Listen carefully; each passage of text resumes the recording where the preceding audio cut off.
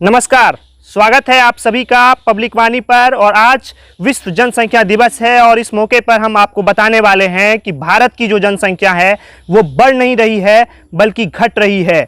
आप कहेंगे कि भाई कैसे, तो हम आपको बताते हैं कुछ सरकारी आंकड़ों के जरिए।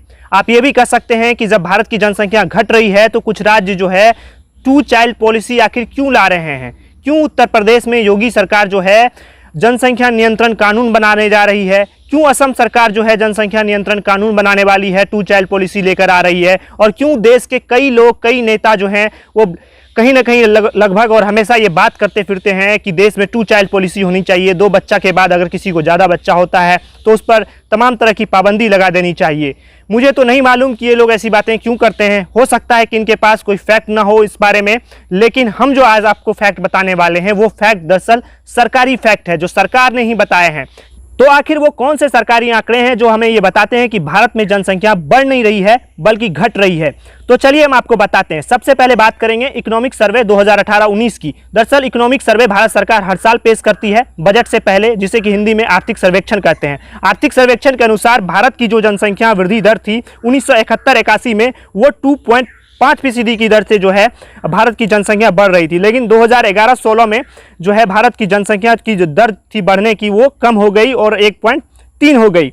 और यही जो इकोनॉमिक सर्वे है वो ये बताता है कि भारत के 9 राज्यों में लगभग जो है प्रतिस्थापन दर जो है वो प्रजनन दर से कम हो गया। आप पूछेंगे कि ये प्रतिस्थापन दर क्या होता है। दरअसल ये प्रतिस्थापन दर जो होता है वो ये होता है कि जहाँ किसी भी आबादी में जितने लोग मर रहे हैं अगर उतने ही लोग पैदा हो रहे हैं तो उसे ही प्रतिस्थापन दर कहा जाता है। इस वक्त भारत में जो प्रतिस्थापन दर है वो 2.1 है। प्रतिस्थापन दर से अगर जो फर्टिलिटी रेट कम रहेगी तो इसका मतलब है कि जनसंख्या घट रही है। अगर प्रतिस्थापन दर से फर्टिलिटी रेट ज़्यादा रहेगी तो इसका मतलब है कि जनसंख्या बढ़ रही है। तो ये फर्टिलिटी रेट भी क्या होता है हम आपको बता देते हैं। फर्टिलिटी रेट को हिंदी में कहते हैं प्रजनन दर।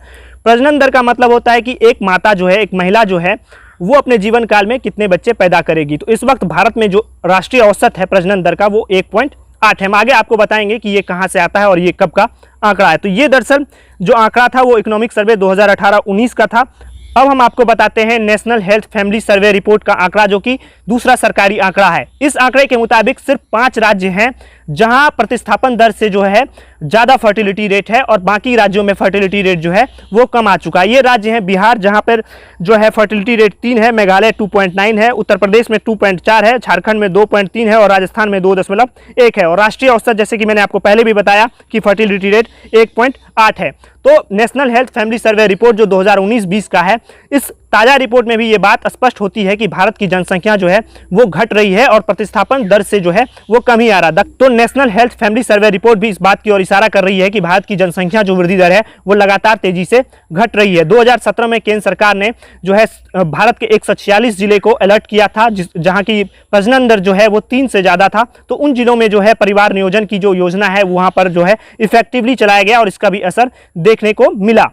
अब हम आपको कुछ और सरकारी आंकड़े बताते हैं। ये सरकारी आंकड़े भी इस बात की ओर इशारा करता है कि भारत की जो जनसंख्या है वो कैसे कम हो रही है। अब आपको बताते हैं 1950 में जो भारत की फर्टिलिटी रेट थी वो 5.6 थी।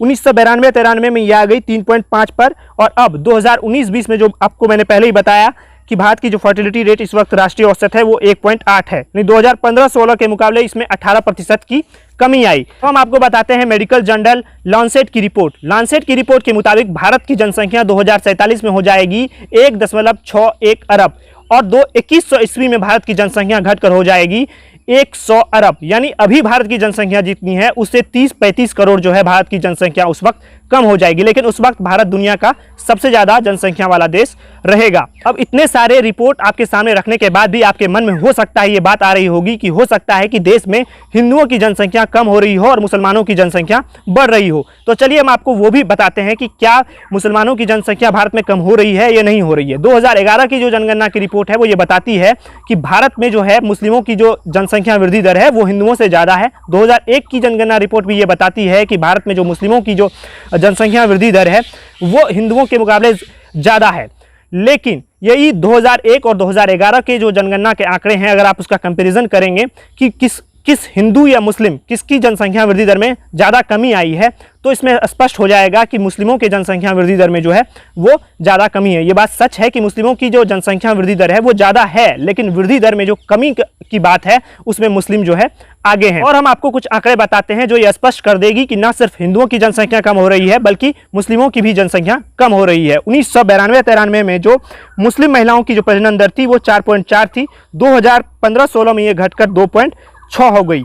1992-93 में जो ये हिंदुओं के कंपैरिजन में ये 33% ज़्यादा थी, लेकिन 2015-16 में ये हिंदुओं के मुकाबले ये 23.8% ही ज़्यादा रह गई है। तो ये बताता है कि मुस्लिम महिलाओं और मुस्लिमों की जनसंख्या में भी लगातार जो है कमी आ रही है, फर्टिलिटी रेट में कमी आ रही है, और ये सारा कुछ बता रहा है कि पूरे देश की जो जनसंख्या है वो लगातार धीरे धीरे जो है उसमें कमी आ रही है, जनसंख्या वृद्धि दर कमी हो रही है। और आने वाले समय में भारत के कई राज्यों में जो है जनसंख्या वृद्धि दर जो है वो अस्थिर हो जाएगी। तो ये हम लोगों के लिए थोड़ी अच्छी बात है, राहत की बात है, लेकिन कई बार जो है जनसंख्या का घटना जो है वो घातक भी होता है, जैसे कि चीन के लिए घातक हुआ, और इसलिए अब चीन ने अपने 2 चाइल्ड पॉलिसी में जो है 1 चाइल्ड पॉलिसी में जो है बदलाव कर लिया है। उम्मीद करते हैं कि इस वीडियो में आपको कई नए तथ्यों के बारे में जानने का मौका मिला होगा। ऐसे ही तथ्यपरक वीडियो देखने के लिए हमारे YouTube चैनल को सब्सक्राइब करिए और बेल आइकन को प्रेस कर दीजिए ताकि जब भी हम वीडियो अपलोड करें तो आप तक सबसे पहले पहुंचे। बहुत बहुत धन्यवाद।